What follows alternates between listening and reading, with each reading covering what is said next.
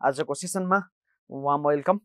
आज हामी तिम्रो भोल्युम 2 को युनिट 9 जुन चाहिँ बोनस एक्ट 2030 को हामी चर्चा गर्न गइरहेका छौँ र हामी त्यो ऐन पढ्छौँ। सायद हाम्रो हाम्रो यो क्याप 2 को कर्पोरेट एन्ड अदर लज को सबैभन्दा पुरानो एक्ट मध्येको यो एउटा एक्ट हो जुन चाहिँ नेपाल राजपत्रमा प्रकाशन भएको छ 1 चैत्र 2030 मा।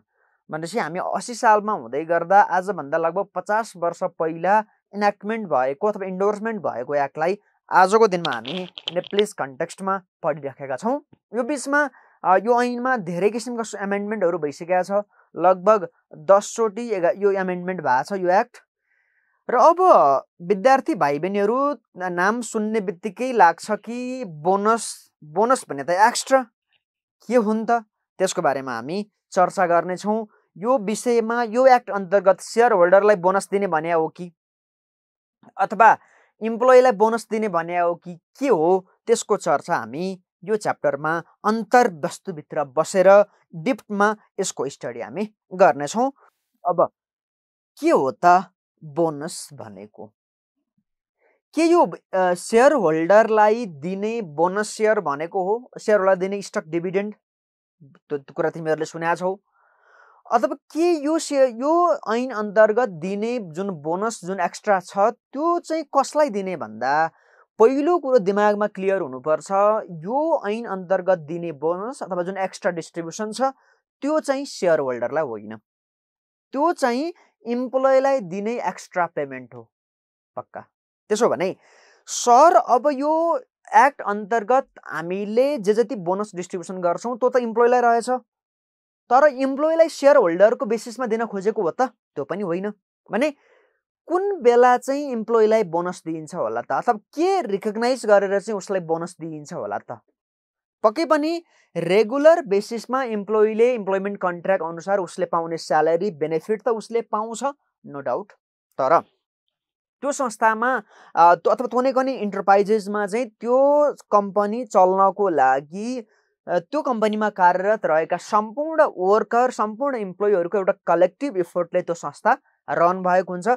त्यही भएर उनीहरूलाई नर्मल स्यालेरी र तिम्रो वेजेसको इन एडिसन्स उनीहरूले त्यो शेयर होल्डरको वेल्थ इन्क्रिमेन्ट गर्नको लागि र कम्पनीको प्रफिटेबिलिटी इन्क्रिमेन्ट गर्नको लागि गरेको कन्ट्रिब्युसनलाई रिकग्नाइज गरी उनीहरूको पर्फर्मेन्सलाई रिवार्ड गर्नको लागि चाहिँ तिम्रो बोनस दिने मेकानिजम हाम्रो यो बोनस एक्टले गरेको छ।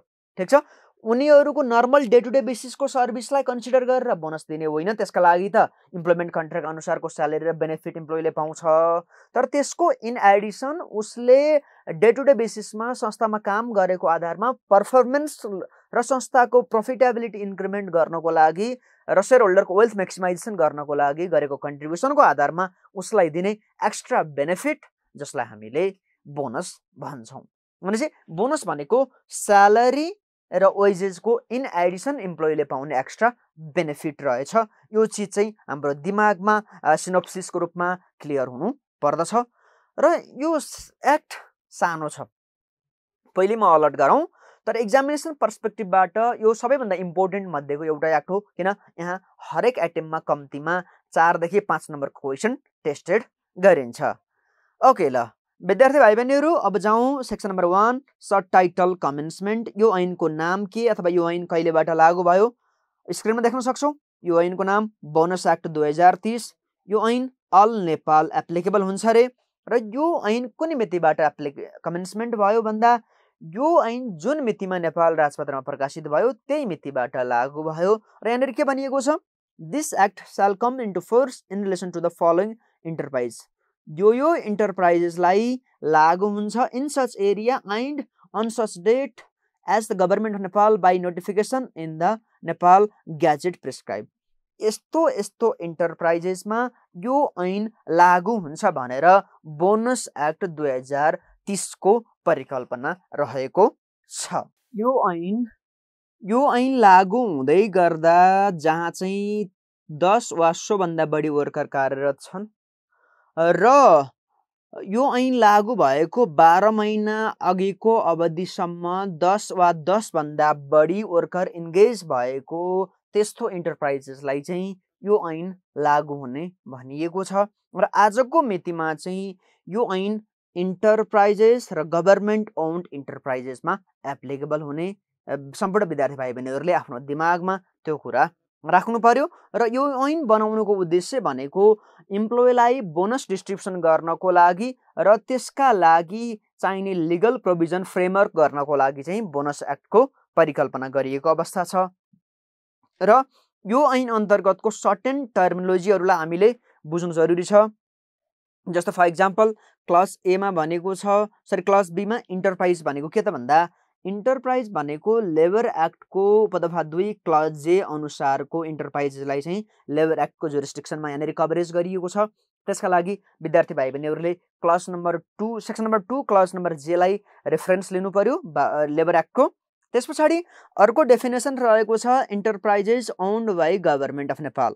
नेपाल सरकारले ओन गरेको इन्टरप्राइजेस भन्नाले त्यस्तो इन्टरप्राइजेस जहाँ चाहिँ होल अथवा मस्ट अफ द सेयर्स चाहिँ नेपाल सरकारले होल्ड गरेको छ। मतलब मेजोरिटी सेयर्स भनेको 50% भन्दा बढी सेयर कुनै पनि इन्टरप्राइजेसमा यदि नेपाल सरकारले ओन गरेको छ भने त्यो इन्टरप्राइजेसलाई हामीले गभर्नमेन्ट ओन्ड इन्टरप्राइजेस भन्यौँ। त्यसै गरी यो टर्मले त्यस्तो इन्टरप्राइजलाई जनायो जसको चाहिँ मेजोरिटी अथवा होल सेयर्स नै गभर्नमेन्ट ओन्ड इन्टरप्राइजेसले होल्ड गरेको छ भने त्यस्तो इन्टरप्राइजेसलाई पनि हामीले गभर्नमेन्ट ओन्ड इन्टरप्राइजेस भन्ने रहेछौँ। फर इक्जाम्पल ए लिमिटेड एउटा कम्पनी हो जसमा नेपाल सरकारले तिम्रो 60% सेयर्स होल्ड गरेको छ। यसमा चाहिँ होल्ली ओन्ड सेयर्स चाहिँ नेपाल सरकारले होल्ड गरेन, तर मेजोरिटी सेयर्स नेपाल सरकारले होल्ड गरेको हुनाले हामीले अब ए लिमिटेडलाई गभर्नमेन्ट ओन्ड इन्टरप्राइजेस भन्यौँ, किनकि यसमा नेपाल सरकारको मेजोरिटी सेयर्स रहेछ। ठिक छ। त्यसै गरी विद्यार्थी भाइ बहिनीहरू अब ए लिमिटेडले पनि अर्को कम्पनीमा सेयर होल्ड गर्न सक्छ। सपोज मानौँ ए लिमिटेडले बी लिमिटेडको सेयर्स होल्ड गर्यो जसमा चाहिँ मानौँ 100% सेयर्स होल्ड गरेको छ ए लिमिटेडले। भनेपछि ए लिमिटेडको त 100% सेयर होल्डिङ भयो, तर यहाँनिर गभर्नमेन्ट अफ नेपालको डाइरेक्ट सेयर होल्डिङ छैन बी लिमिटेडमा। तैपनि बी लिमिटेडलाई हामीले यो बोनस ऐनको पर्पोजको लागि बी लिमिटेडलाई हामीले गभर्नमेन्ट ओन्ड इन्टरप्राइजेस नै हामीले भन्ने गर्नुपर्छ। हामीले भन्ने गरेका छौँ किनकि है त हाम्रो परिभाषा अनुसार यस्तो इन्टरप्राइजेस जसमा चाहिँ मेजोरिटी सेयर्स भनेको 50% भन्दा बढी सेयर अथवा 100 सेयर चाहिँ नेपाल सरकारले होल्ड गरेको छ, त्यही भएको आधारमा ए लिमिटेड गभर्नमेन्ट ओन्ड इन्टरप्राइजेस भयो। त्यसै गरी त्यस्तो इन्टरप्राइजेस जुन चाहिँ गभर्नमेन्ट ओन्ड इन्टरप्राइजेस छ र उसले अर्को इन्टरप्राइजेसमा 50% वा सो भन्दा बढी सेयर होल्ड गरेको छ अथवा 50% भन्दा बढी सेयर्स मेजोरिटी सेयर होल्ड गर्यो अथवा 100% सेयर होल्ड गरेको छ भने पनि त्यस्तो इन्टरप्राइजेसलाई पनि नेपाल सरकारले डाइरेक्टली सेयर होल्डिङ नगरे तापनि गभर्नमेन्ट ओन्ड इन्टरप्राइजेस मार्फत सेयर होल्डिङ गरेको हुनाले यहाँनिर बी लिमिटेडलाई पनि गभर्नमेन्ट ओन्ड इन्टरप्राइजेस भनिएको हो। त्यसै गरी फिस्कल इयर आर्थिक वर्ष भनेको कुनै पनि कालखण्डको 12 महिनाको अवधि इन जनरल। भनेपछि नेप्लिस कन्टेक्स्टमा हेर्ने हो भने तिम्रो श्रावण 1 देखि आषाढ मसान्तसम्मको 12 महिनाको अवधिलाई तिम्रो फिस्कल इयर भनिन्छ। र अर्को भनेको इम्प्लोइ, किन हामीले यो ऐन अन्तर्गत दिने बोनस भनेकै इम्प्लोइको पर्फर्मेन्स रिवार्ड गर्नको लागि चाहिँ उसलाई दिने एडिसनल पेमेन्ट भनेका छौँ। त्यो भनेपछि इम्प्लोइ भनेको त्यो त बुझ्नुपर्छ हैन। Employee means a person working in an enterprises on salary or wage. Salary तनखा वेजमा चाहिँ काम गर्ने गरी उसलाई सुपरभाइजरी काम गर्न, एडमिनिस्ट्रेटिभ काम गर्न, टेक्निकल अथवा अन्य कुनै पनि किसिमको काम गर्नको लागि हायर गरिन्छ र यो टर्मले इन्टरप्राइजेसमा काम गर्ने कर्मचारीहरूलाई जनाउँछ। ठिक छ। र अब इम्प्लोइले प्राप्त गर्ने स्यालेरी अथवा वेजेस भनेको यो ऐनको पर्पजको लागि के हो भन्दा त त्यो कुनै पनि इम्प्लोइले काम गरे बापत उसले प्राप्त गर्ने रेमुनरेसन जुन चाहिँ अलवेज पेएबल इन हेर त always payable in cash for the work done in an enterprises.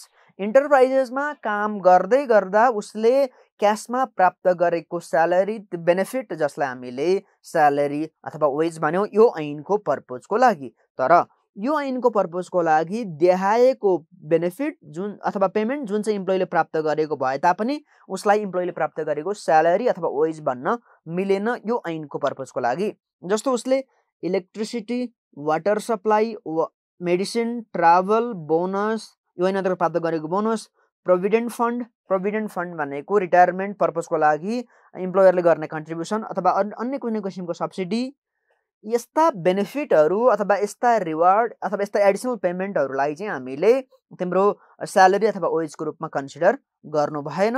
त्यस पछाडि अर्को बोनस रुलले भनेको छ इम्प्लोइले प्राप्त गर्ने ओभर टाइमलाई पनि उसले प्राप्त गरेको स्यालेरी अथवा वेजको हिस्सा मानिने छैन, जुन चाहिँ यो बोनस एक्टको लागि मात्रै हो।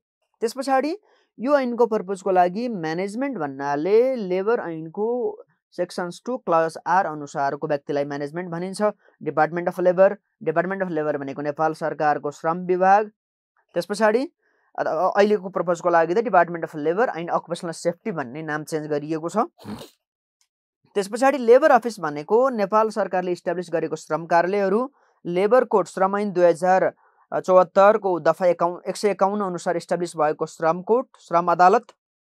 त्यस पछाडि अन्य प्रिस्क्राइब भनेको चाहिँ यो ऐन अन्तर्गत बनेको रुल्समा भने बमोजिमका कुराहरूलाई चाहिँ एज प्रिस्क्राइबको रूपमा यहाँनिर प्रिस्क्राइब गरियो।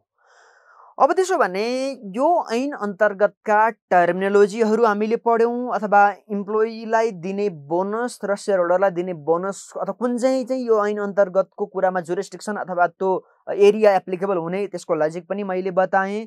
त्यसो हो भने अब विद्यार्थी भाइ बहिनीहरू के हो त इन्टरप्राइजेस, त्यसको लागि कहीँ न कहीँ हामीले लेबर एक्टको रेफरेन्स लिनुपर्ने हुन्छ। लेबर एक्टको क्लज नम्बर जे सेक्सन नम्बर 2 त्यसको कन्टेन्ट हामी हेरौँ है त एकचोटि। ल है त लेबर एक्टको सेक्सन 2 क्लज जेले के भन्छ त कस्ता संस्थालाई चाहिँ इन्टरप्राइज भनियो त भन्दा यसले any company, private firm, partnership firm अथवा कोअपरेटिभ संस्थाहरू, associations or any other organisation established or incorporated or formed or operated in pursuant to the prevailing law प्रचलित कानुन अनुसार कुनै पार्टिकुलर इन्डस्ट्री, कुनै सर्भिस, कुनै अकुपेसन रेन्डर गर्ने तर नाफा आर्जन गर्ने होस् वा नाफा आर्जन नगर्ने उद्देश्य भएका संस्थाहरू, बिजनेस अर्गनाइजेसनहरूलाई चाहिँ यो ऐनको पर्पजको लागि इन्टरप्राइजेसको परिभाषाको रूपमा राखिएको छ। यसको आशय हामीले company, private firm, partnership form, cooperative organisations, associations अथवा अन्य कुनै पनि अर्गनाइजेसन्स जुन चाहिँ प्रिभेलिङ ल अनुसार इस्टाब्लिस भएको छ र तिनीहरू इस्टाब्लिसमेन्ट हुनेको अब्जेक्टिभ भनेको कुनै इन्डस्ट्री, कुनै अकुपेसन, सर्भिस रेन्डर गर्ने र अब्जेक्टिभ प्रफिट अर्न गर्ने मोटिभ हुन पनि सक्छ, नहुन पनि सक्छ भने त्यस्ता संस्थाहरूलाई हामीले कलेक्टिभली इन्टरप्राइजेस भन्ने हाम्रो दिमागमा बुझ्नु पर्यो है त। अब हामी जानुपर्छ ऐनको दफा 3 जुन चाहिँ बोनस एक्टको दफा 3 को हामी कुरा गर्न गइरहेका छौँ। यहाँनिर treatment of branches and sub branches भन्न खोजिएको छ। फर इक्जाम्पल नोबेल ब्याङ्क भनेको नेपाल राष्ट्र ब्याङ्कबाट ब्याङ्किङ अथवा फाइनेन्सियल ट्रान्जेक्सन गर्ने गरी लाइसेन्स प्राप्त गरेको क वर्गको ब्याङ्क हो। अब उसको अल नेपाल डिफ्रेन्ट 100औं ब्रान्चेसहरू छ, ठिक छ भनेपछि यो ऐनको पर्पजको लागि सपोज मानौँ नोबेल ब्याङ्कको तिम्रो धनगढीमा एउटा ब्रान्च छ, नोबेल ब्याङ्कको ताप्लेजुङमा एउटा ब्रान्च छ भने त्यो दुईटा ब्रान्चेस अलग अलग आइडेन्टिटी भएको इन्टरप्राइजेसको हो र होइन। ती सबै इन्टरप्राइजेसको जे जति ब्रान्चेस सब ब्रान्चेसहरू अल ओल्ड छरिएर रहेको छ ती सबैलाई इन्टरप्राइजको एउटा कम्पोनेन्टको रूपमा हामीले ट्रिट गर्नुपर्छ। जुनसुकै जहाँसुकै छरिएर रहेको ब्रान्च भए पनि ओभरअल कम्पनी त एउटै हो, ओभरअल इन्टरप्राइजेस त एउटै हो। त्यही भएको हुनाले यो दफाले भन्यो for the purpose of computation of the bonus under this act, branches and sub branches of the enterprises situated in various places shall be treated as the part of the enterprises। भनेपछि नेपालभित्र नेपाल बाहिर जहाँसुकै रहोस् तर त्यो इन्टरप्राइजेसको branches सब branches रहेछ भने तिनीहरू overall isolated संस्थाहरू होइन, तिनीहरू इन्टरप्राइजेसकै एउटा फाइनेन्सियल युनिट अथवा एउटा पर्फर्मेन्स युनिट भएको हुनाले त्यो सबै ब्रान्चेस सब ब्रान्चेसलाई चाहिँ इन्टरप्राइजको एउटा कम्पोनेन्टको रूपमा ट्रिट गर्नु पर्यो र बोनस डिस्ट्रिब्युसन गर्ने पर्पजको लागि ओभरअल इन्टरप्राइजेसको फाइनेन्सियल पर्फर्मेन्स हेरिन्छ। कुनै पार्टिकुलर ब्रान्चको पर्फर्मेन्सको आधारमा त्यहाँका इम्प्लोइलाई बोनस डिस्ट्रिब्युसन अथवा उसको बोनस पाउने राइटमा कुनै पनि किसिमको विभेद गरिनु हुँदैन।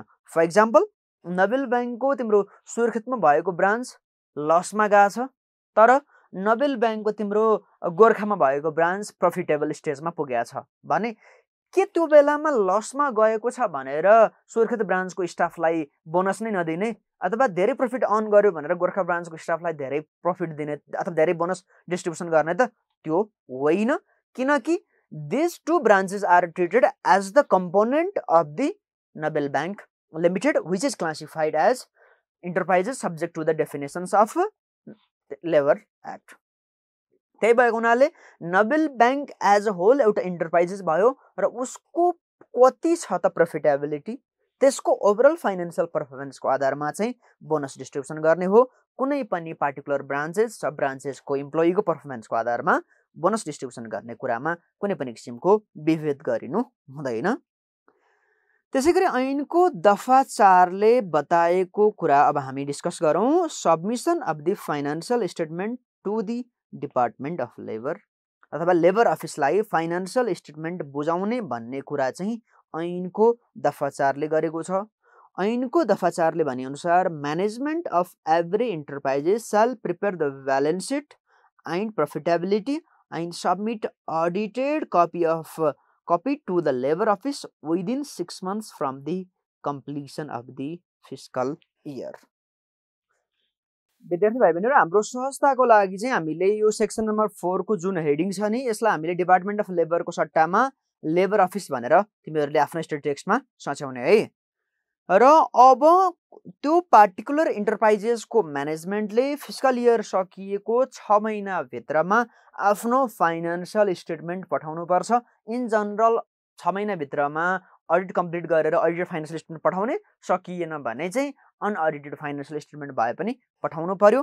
तर यहाँनेरि अब कसैले कम्प्लेन गर्यो लेबर अफिसलाई चाहिँ के भनेर भन्दा ब्यालेन्स सिट र प्रफिटेबिलिटी स्टेटमेन्ट जुन बुझाइएको छ त्यो चाहिँ फल्स रहेछ भने अब labour office may exercise all remarking and checking powers. Labour अफिसले अब त्यो फाइनान्शियल स्टेटमेन्टलाई चेक गर्न र त्यसलाई अब्जर्भ गर्न उसले सक्ने रहेछ र त्यो पावर भनेको चाहिँ कम्पनी ऐन अनुसार इस्टाब्लिस भएको रेगुलेटरीलाई बडीलाई जस्तै गरी लेबर अफिसले एक्सरसाइज गर्न सक्ने रहेछ। मतलब त्यो लेबर अफिसले कम्पनी रजिस्ट्रारको कार्यालय अथवा अफिस अफ कम्पनी रजिस्ट्रारले गर्न सक्ने रेगुलेटरी पावर जस्तै गरी फाइनान्शियल स्टेटमेन्टलाई चेक गर्न सक्ने उसको एउटा पावर रहेछ। यसको मतलब दफा 4 अनुसार कुनै पनि इन्टरप्राइजेसले उसको आफ्नो म्यानेजमेन्टले त्यो फिस्कल इयर सकिएको 6 महिना भित्रमा इन्टरप्राइजेसको फाइनान्शियल स्टेटमेन्ट चाहिँ लेबर अफिसलाई बुझाउनु पर्यो। तर कसैले कम्प्लेन गर्यो कि फाइनान्शियल स्टेटमेन्ट जुन लेबर अफिसमा बुझाइएको छ त्यसमा चाहिँ फल्सिफाइड म्याटर्सहरु गलत विवरणहरु राखिएको छ भने त्यो पार्टिकुलर सिचुएसनमा लेबर अफिसले पनि प्रिभेलिङ ल अनुसार ओसीआरले अथवा अफिस अफ कम्पनी रजिस्ट्रारले गर्न सक्ने इन्भेस्टिगेटिभ पावर अथवा त्यो फाइनान्शियल स्टेटमेन्ट चेक गर्न सक्ने उसको पावर पनि यो ऐन अनुसार लेबर अफिसले एक्सरसाइज गर्न सक्ने रहेछ। त्यसो हो भने अब हामीले इन्टरप्राइजेसहरु अथवा तिम्रो गभर्नमेन्ट ओन्ड इन्टरप्राइजेसहरु त हामीले बुझ्यौं। त्यसो भने सर अब इम्प्लोइलाई कस्ता इम्प्लोइले बोनस पाउने अथवा कुन इन्टरप्राइजेसले बोनस कति बराबरको छुट्याउनु पर्ने, प्रत्येक इम्प्लोइलाई कति बराबरको बोनस डिस्ट्रिब्युसन गर्नुपर्ने, त्यो चीजहरु चाहिँ अब हाम्रो फ्लोमा हामी पढ्छौं है त। त्यसका लागि सबैभन्दा पहिला विद्यार्थी भाइ बहिनीहरुले यहाँनेरि तल मेन्सन गरिएको एउटा फ्लो चार्ट त्यसमा चाहिँ तिमीहरुले फोकस गर्नु पर्यो। पहिला इन्टरप्राइजेस हो कि त्यो particular enterprises government owned enterprises हो भनेर हामीले छुट्याउनु पर्यो है त। पहिला त इम्प्लोइलाई बोनस डिस्ट्रिब्युसन गर्ने होइन नि, त्यसका लागि त कुन इन्टरप्राइजेसले कति बराबरको बोनस छुट्याउनु पर्यो अथवा कति एलोकेसन गर्नु पर्यो त्यो चिज चाहिँ पहिला हामीले बुझौँ, अनि मात्रै कस्ता इम्प्लोइलाई कति बोनस एलोकेसन गर्ने त्यो एउटा अमाउन्ट क्वान्टिफाई गर्नतिर हामी सिक्छौँ। ठिक छ। भनेपछि सबैभन्दा पहिला यहाँनिर विद्यार्थी भाइ बहिनीहरूले हेर्नु पर्यो इन्टरप्राइजेस हो कि गभर्मेन्ट ओन्ड इन्टरप्राइजेस हो त्यो तिमीहरूले छुट्याउनु पर्यो। तिम्रो नबिल ब्याङ्क छ त्यो तिम्रो गभर्मेन्ट ओन्ड इन्टरप्राइजेस होइन, ऊ इन्टरप्राइज हो। तर पार्टिकुलरली राष्ट्रिय वाणिज्य ब्याङ्क अथवा तिम्रो नेपाल ब्याङ्क जुन चाहिँ के हो गभर्मेन्ट ओन्ड इन्टरप्राइजेस हो, अथवा तिम्रो अर्को फर इक्जाम्पलको लागि हामीले रेफरेन्स लिने हो भने Nepal oil corporation, Nepal oil निगम, त्यो पनि के हो गभर्मेन्ट ओन्ड इन्टरप्राइजेस हो। भनेपछि पहिलो सिचुएसन्स हामीले इन्टरप्राइजेस हो कि गभर्मेन्ट ओन्ड इन्टरप्राइजेस हो भनेर छुट्याउनु पर्ने अवस्था रहेछ।